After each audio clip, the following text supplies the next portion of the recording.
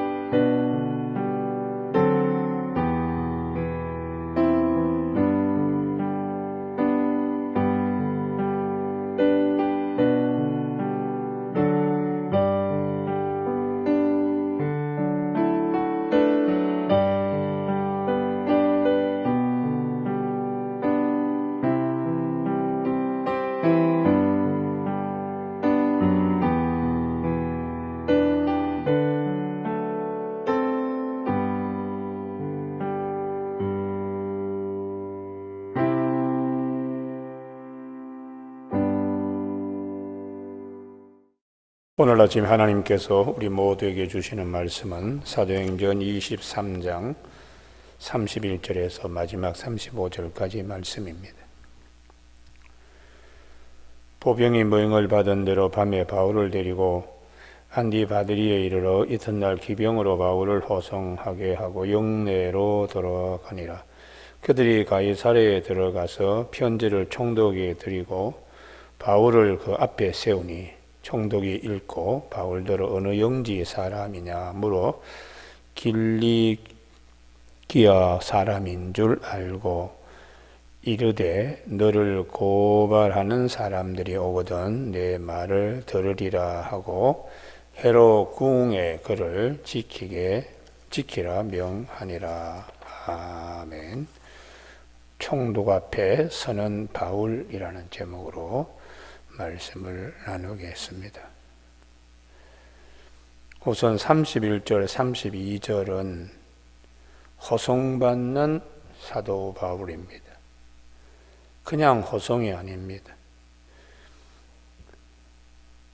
예루살렘에서 천부장이 가이사랴로 재판을 받기 위하여 호송받는 사도 바울입니다.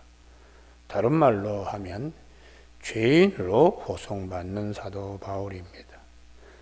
로마의 시민권을 소유하고 있지만은 유대인들이 그를 성전 모독죄로 고발했기 때문에 그를 또 죽이려고 해서, 그래서 그를 죄인으로 고발하는 자들이 있기 때문에 그를 죄인으로 지금 호송하고 있습니다. 우리가 고발하는 자, 이걸 성경은 우리에게 항상 로마 시민권을 가지고 있는 사도 바울에게도 고발하는 자가 있는 것처럼 천국 시민을 가지고 있는 저희들에게도 고발하는 자가 있습니다. 그래서 주님께서 요한계시록 12장 10절에 사탄이 우리를 고발한다고 그렇게 성경은 말씀하죠.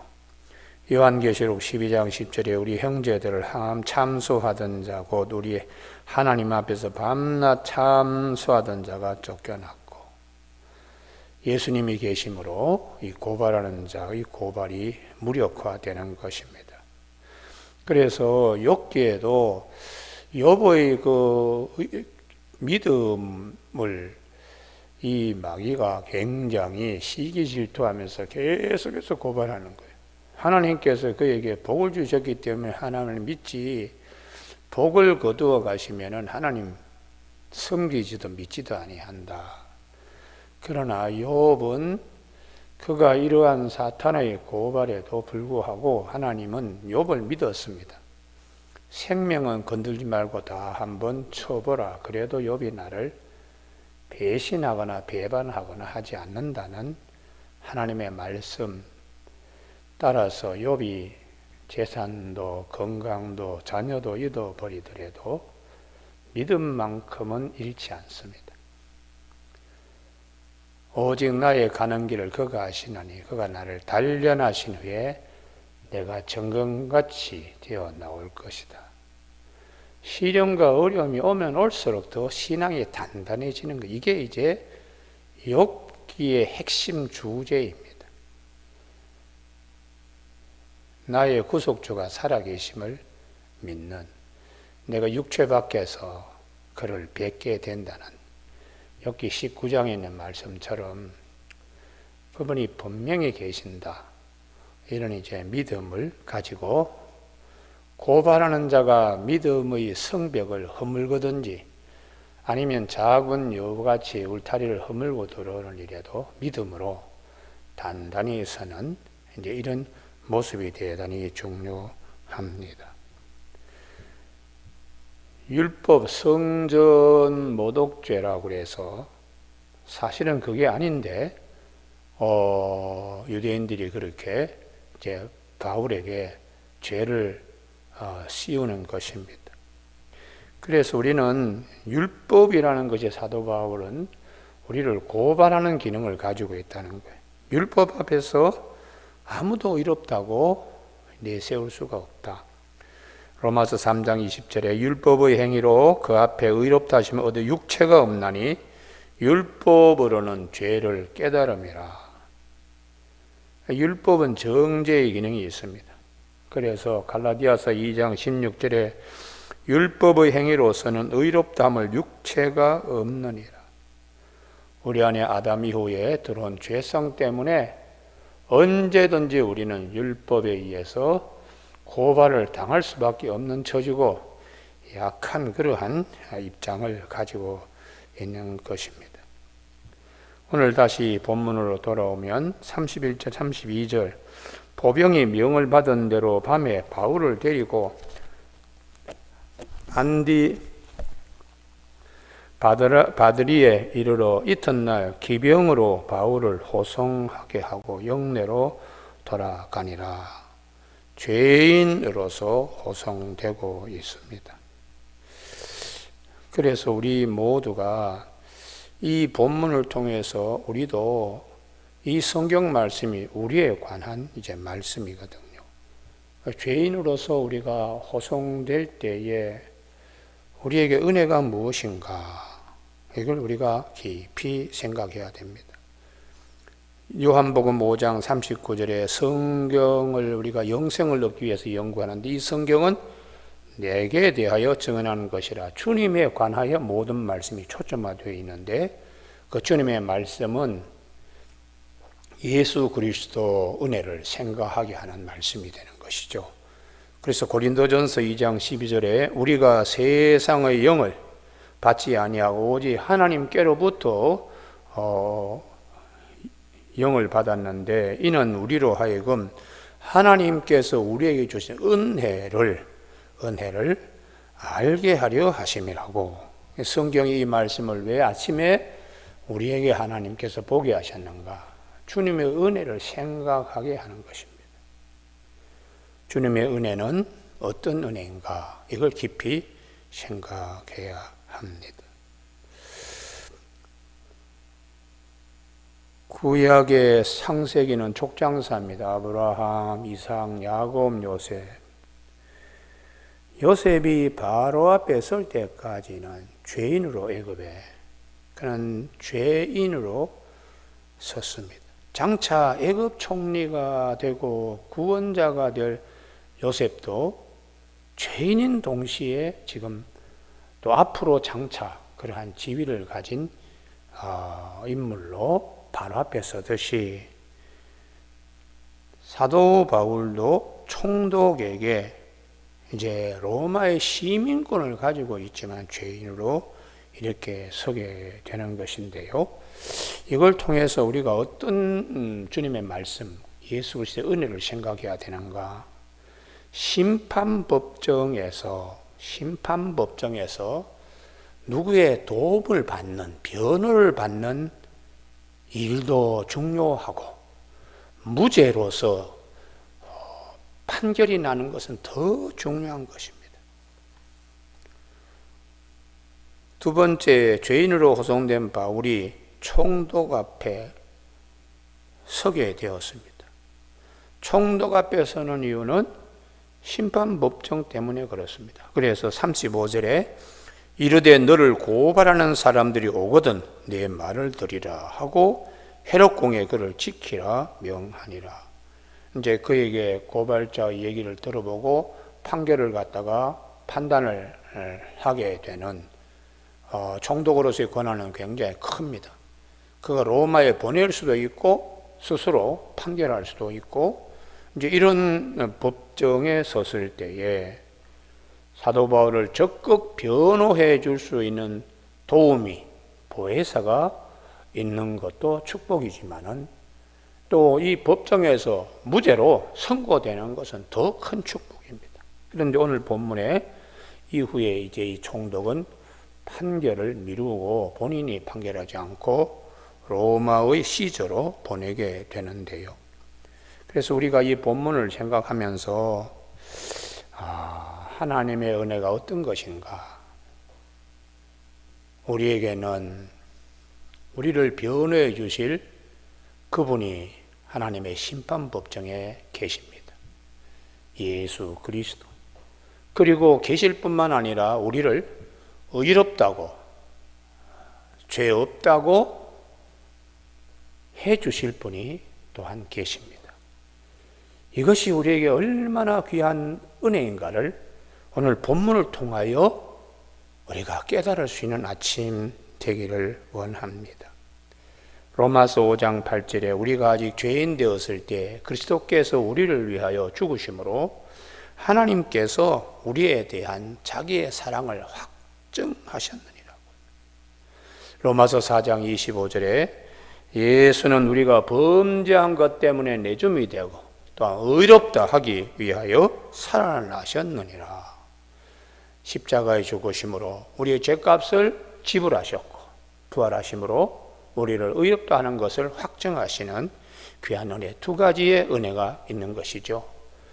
죄 사함의 은혜와 그리고 부활에 참여할 수 있는 이 은혜, 이것을 우리가 생각해야겠습니다. 그래서 사도 바울은 로마서 3장 23절에 모든 사람이 다 죄를 범하였으며 하나님의 영광에 이르지 못하더니 그리스도 예수 안에 있는 속량으로 말미암아 하나님의 은혜로 값없이 의롭다 하시면 얻은 자 되었느니라. 그렇게 말씀하고 있습니다. 우리는 그 창세기 제일 마지막 족장인 요셉의 경우에 바로 앞에 설 때에 한 가지 우리 특별히 주목해야 될 부분이 있습니다. 창세기 41장 6절의 말씀인데요. 16절의 말씀입니다. 너는 꿈을 들으면 능히 푼다 하더라 할 때 요셉이 바로에게 대답하여 이르되 내가 아니라 하나님께서 바로에게 편안한 대답을 하시리이다.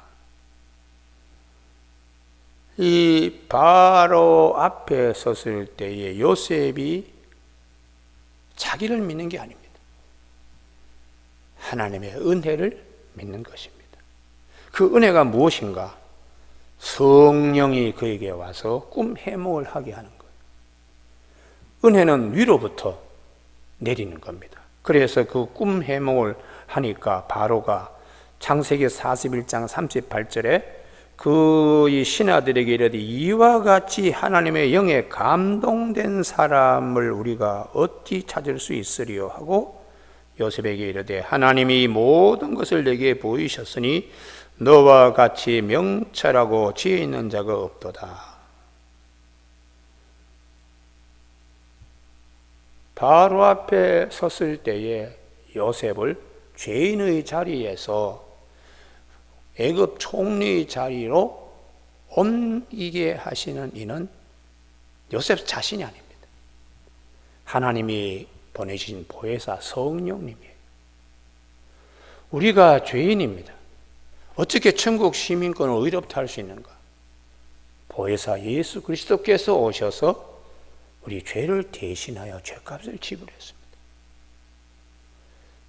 은혜는 위로부터 내리는 것이지 내 안에서 만들어지는 것이 결코 아닙니다. 그렇기 때문에 행위 믿음, 율법을 행함으로 구원받는다는 잘못된 교리 유대인들은 갇혀있기 때문에 사도 바울이 오직 은혜로 오직 믿음으로 우리가 구원받는다 하는 것을 강조하고 있는 것입니다.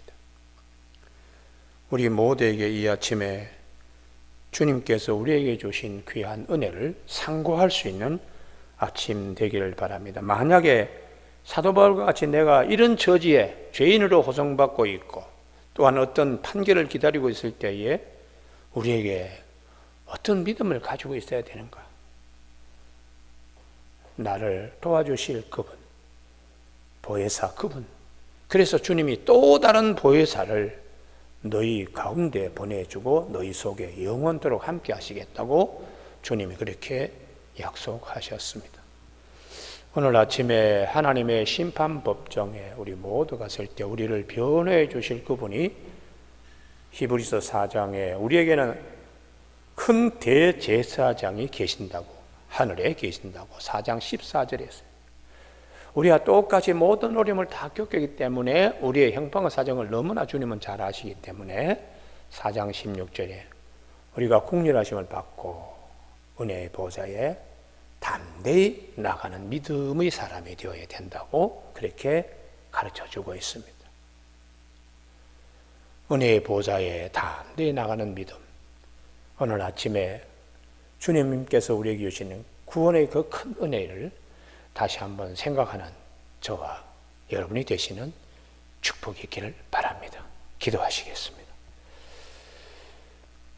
하나님 아버지,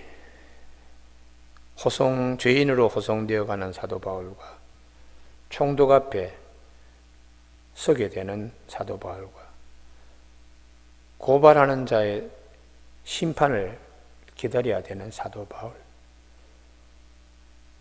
이 말씀을 통하여 주님이 우리에게 베풀어 주시는 은혜, 아침에 생각하는 귀한 시간이 되게 하여 주시옵소서. 우리에게는 큰 대제사장이 계시고 또 우리 자신들의 죄를 속량하기 위하여 십자가에 죽으시고 하나님의 의의 심판 법정에서 우리를 의롭다고 하신 우리 주님의 이 은혜를 아침에 깊이 생각하면서 공륜하심을 받고 때를 따라 돕는 은혜를 얻기 위하여 은혜의 보좌에 담대히 나가는 큰 믿음으로 설 수 있도록 축복하여 주시기를 원하옵고 예수님 이름으로 기도드립니다. 아멘. 주기도문으로 마치겠습니다. 하늘에 계신 우리 아버지, 아버지의 이름을 거룩하게 하시며 아버지의 나라가 오게 하시며 아버지의 뜻이 하늘에서와 같이 땅에서도 이루어지게 하소서. 오늘 우리에게 이루어갈 양식을 주시고 우리가 우리에게 잘못한 사람을 용서하여 준 것 같이 우리 죄를 용서하여 주시고 우리를 시험에 빠지지 않게 하시고 악에서 구하소서. 나라와 권능과 영광이 영원히 아버지의 것입니다. 아멘.